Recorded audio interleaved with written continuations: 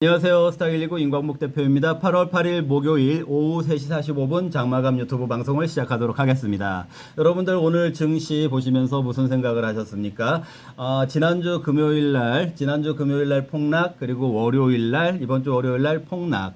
이틀의 폭락 대비로 해서 화요일하고 수요일 날 반등을 했는데, 사실 그 반등폭이 월요일 날 폭락폭의 반절 정도밖에 회복이 안 된 상태에서 오늘 또 하락을 했구나, 이런 생각을 하시는 분이 계실 것이고요. 또는 오늘 새벽 시간에 미국 증시의 그 마감 지수를 보신 상태에서 미국 증시가 또 많이 하락을 했네, 또 많이 하락을 했는데 대비로 해서 오늘 한국 증시는 그래도 낙폭을 줄였으니까 선방을 했구나, 이렇게 생각을 하신 분들도 계실 것입니다. 자, 여러분들 어느 쪽으로 선택을 하시겠습니까? 그러나 우리 구독자분들은요,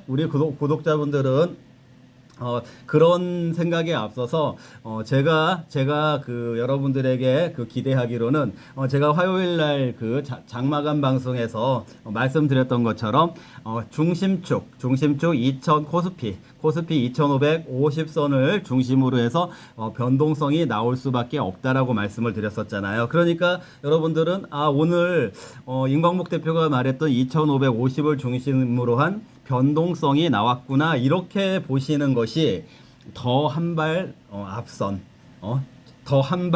앞선 또는 증시에 있어서 좀 더 그 수준 높은 또는 차원 높은 그런 그 통찰을 가지고 있다라고 말을 할 수가 있을 것입니다. 자, 일단 이제 월요일 날까지 폭락 장세에서 우리가 그 장중에 2380 정도까지 갔다가 반대 매매가 이루어지고 난 다음에 2400 한 40 정도로 마감을 한 적이 있었어요. 근데 그 구간을 놓고 봤을 때 그 2450 이하 구간은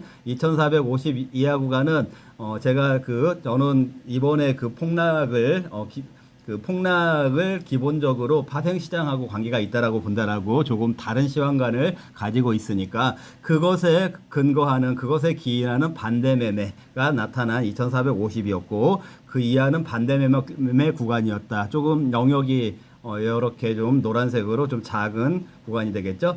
그리고 나서 이제 그러다 보니까 2450까지는 자율적으로 반대 매매가 장중에 이루어지고 나니까 자율적으로 회복이 된 구간이라고 할 수가 있고, 그리고 나서 이제 제가 무슨 말씀을 드렸냐면 2550선 중심으로 해서는 왔다리 갔다리 하는 변동성이 나와야 된다라고 말씀드렸죠. 그 이유는 매물소화라고 말할 그 매물소화 과정이 필요하다라고 말씀을 드렸기 때문에 그 말씀을 드리면서 2550선을 중심으로 해서 왔다 갔다 할 거다라고 말씀을 드렸고, 자, 그 변동성 구간은 2510과 2590 이 구간 정도를 예상을 하고 있습니다. 이 구간이 사실은 오늘 장중에 그리고 어제 장중 그 어제 장중 고점과 오늘 장중 저점까지를 이렇게 커버하는 그런 구간이 되겠습니다. 이 구간을 변동성 구간으로 보고 있다. 여기 이렇게 그린색으로 표시한 구간이고요. 자, 이제 이 변동성 이후에 둘 중에 하나가 되겠죠. 둘 중에 하나는 추세로 다시 복귀를 하는 그런 하나의 방향성이 있을 때고, 이 변동성 후에 다시 반대 매매로 가는 또 하나의 방향성이 있겠죠. 만약에 다시 반대 매매로 간다고 하면 이번에는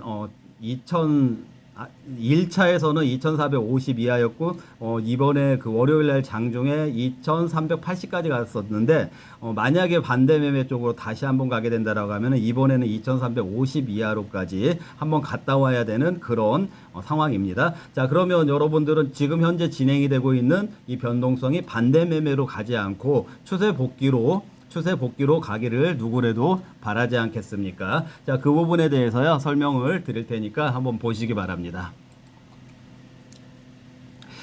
그림을 한번 보시면은요, 보시면 지금 여기 중간에 이 코스피 2550을 해놨고, 자, 여기 보시면 2590이 어제 장중의 고점.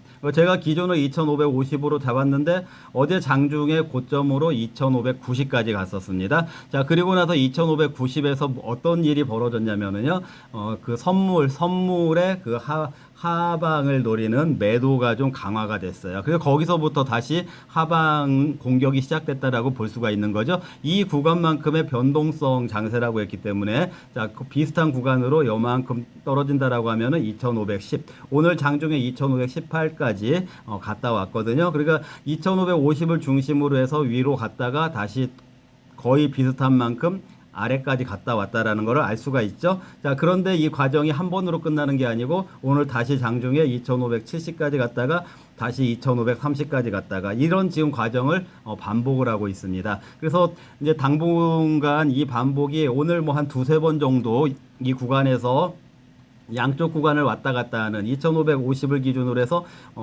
이 빨간색으로 표시한 그 2550보다 상승 구간, 그다음에 2550보다 하락 구간, 이 구간을 왔다 갔다 한 횟수가 한 두세 번 정도 된 것 같은데요. 이게 지금 변동성 구간에서, 여기 한번 보세요. 이런 변동성 장세의 명분과 실리라고 했는데, 이 명분이라는 거는 일단 이렇게 왔다 갔다 하면서 우리가 일반적으로 말하는 방향성 탐색이 되겠죠. 자, 방향성 탐색이란 얘기는 위로 추세 복귀를 할 것인지 아니면 다시 한번 반대 매매를 할 것인지, 그거에 대한 방향성 탐색. 여러분들도 정확하게 어느 쪽으로 갈 건지 불안하잖아요.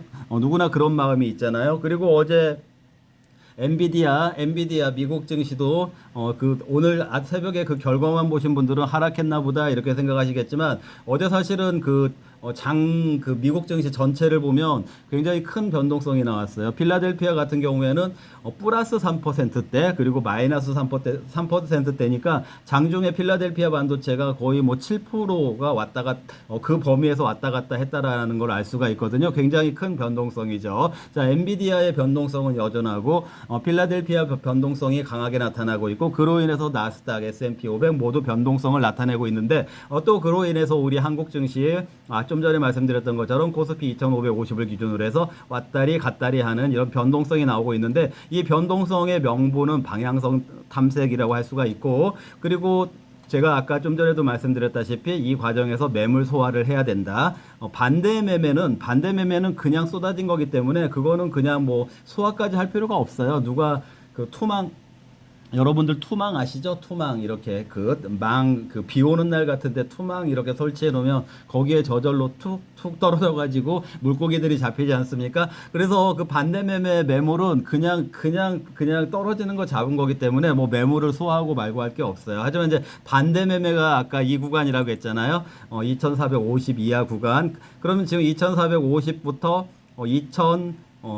2700까지 그 250에 해당되는 그 구간에서는 구간 이렇게까지 급락할지 모르고 매수에 가담한 사람들이 있지 않겠습니까? 그런 매물들을 소화하는 과정이 필요하게 된다라는 그 말씀을 드리는 것입니다. 그게 명분이 되겠고요. 자, 그러면 이 변동성 장세가 명분만 있다라고 하면, 실리가 없다라고 하면, 즉 이 변동성 장세로 인해서 누군가가 이익 보는 게 없다라고 하면 이런 변동성 장세가 나올 필요가 없겠죠. 자, 여기처럼 왔다 갔다 할 때 그래도 실리, 즉 이익을 보는 사람들이 있으려면은 구간이 최소한 이 변동의 구간이 이렇게 코스피를 기준으로 봤을 때 2590과 2510 정도의 구간이 돼야 된다. 그럼 이 지수상으로 봤을 때는 거의 한 80 정도 되는 거죠. 그러니까 거의 한 100 가까이 되는 이런 정도의 변동성이 나올 때만 실리적인 경제적인 이득이 있다. 그 얘기는 무슨 얘기냐면은요.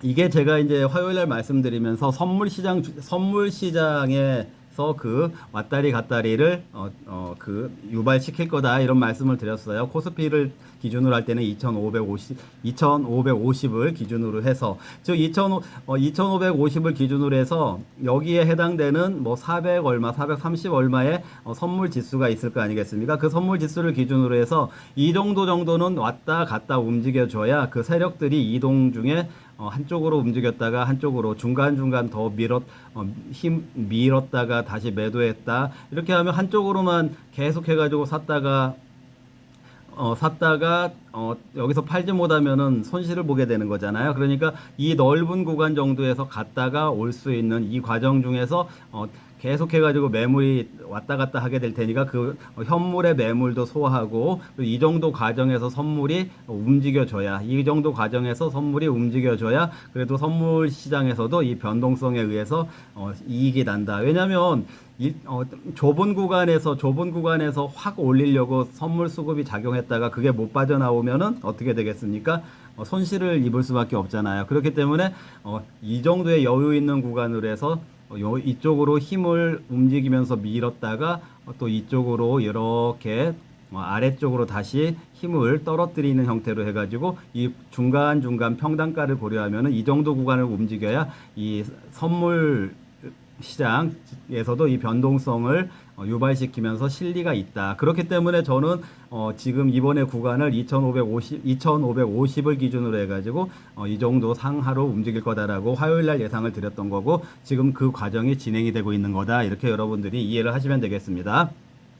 자, 이렇게 움직인 이후에요. 좀 전에 이제 추세를 복귀하냐 반대 매매를 쪽으로 다시 하락하냐 이게 이제 이제 그 관건이 될 텐데, 자, 이렇게 변동성 구간에서 좀 전에 말씀드렸다시피 매물 소화를 한다는 얘기는요, 이 반대 매매를 가려고, 반대 매매 쪽으로 가려고 그렇게 할 동기는 거의 없습니다. 무슨 얘기인지 아시겠죠? 만약에 2차 반대 매매를 유도하려고 하면은 그 선물을 이용해서 그렇게 움직일 필요 없이 그냥 여기에서 계속 주식을, 세력들이 갖고 있는 주식을 던져가지고 가격을 하락시켜 버리면은 이 이하에서 또 반대 매매가 출회를 하게 되거든요. 그렇기 때문에 굳이 왔다리 갔다리를 할 이유가 없게 되는 거죠. 자, 그럼 여기서 그럼 이렇게 왔다리 갔다리 하는 변동성을 보인다. 즉 매물 소화를 한다는 얘기는 아무래도 추세 복귀 쪽으로 생각을 하고 있는 움직임이다. 이렇게 여러분들이 좀 긍정적으로 해석을 할 수가 있는 부분이 있는데, 제가 어제 그 장마감 방송 하루 쉬었죠.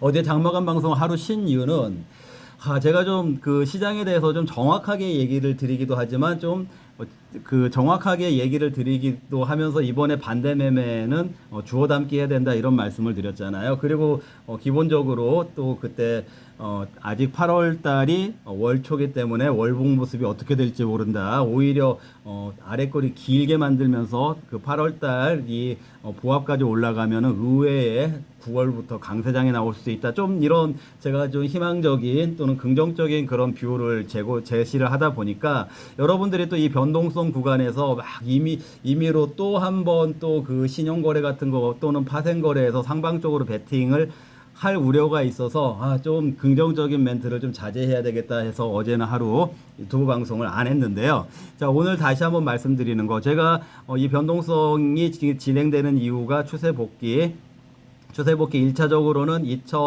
2710에서 저항이 있으니까 이 저항을 받겠지만 2750까지 올라가는 형태로 사실 지금 한 200 정도 남아 있는데, 사실 그 지수 200 굉장히 또 언제 올라가나 이런 생각을 하실 수 있겠지만, 또 올리려고 마음 먹으면은 또 금방 올라갈 수도 있는 그런 그 범위이거든요. 그렇다 보니까 또 여기에서 무리하게 그 파생의 상방 포지션을 취한다라든지 아니면은 신용으로 주식들을 너무 신용 매매 잔고가 늘어나도록 매매를 한다라면은 그런 경우가 발생하면은 이 반대 매매로 간다라는 거예요. 그리고 그 반대 매매로 가게 되면은 이번에는 2,700, 2,800 여기서 매수한 그 물량이 아니고 2,500, 2,600 그 사이에서 매수가 된 물량들이기 때문에 2,350까지 더 떨어뜨려야만 반대 매매가 출회하기 때문에, 만약에 반대 매매로 가게 되면 이번에는 하락이 더 깊어진다. 그러니까 절대적으로요, 제가 긍정적으로 말씀드리는 뷰를 참고를 하시되 제발 파생이나 또는 신용매매 그런 것들은 자제를 하셨으면 좋겠습니다. 그걸 하시게 되면은 또 다시 이쪽으로 갈 수 있다라는 거 주의. 정말 주식 가지고 도박하시려고 하지 마시고요. 그 파생 도박 그런 거 너무 좋아하지 마시고, 또 자기 무리하게 방향성에 대한 확신도 없는 그 지금 현재 위치에서 또 무리하게 신용거래 같은 거 하지 않는 것이 좋고, 그 신용거래를 설령 한다고 하더라도 그 분산을 하셔야지, 어떤 주식을 담보로 해서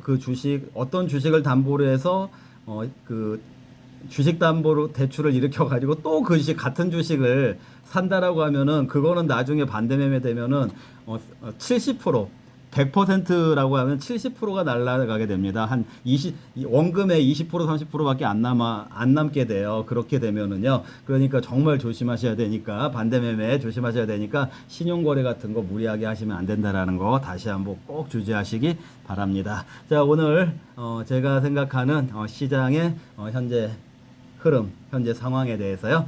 그리고 주의할 점, 그리고 긍정적인 관점에서 조금 바라볼 수 있는 그 방향에 대해서까지 정리를 해드렸습니다. 내일 장마감 방송, 내일 금요일이니까 내일 또 혹시 그 중요한 내용이 없으면은 장마감 방송은 주말에 엮어가지고 한꺼번에 할 수도 있고요. 어쨌든 다음 시간에 다시 뵙도록 하겠습니다. 감사합니다.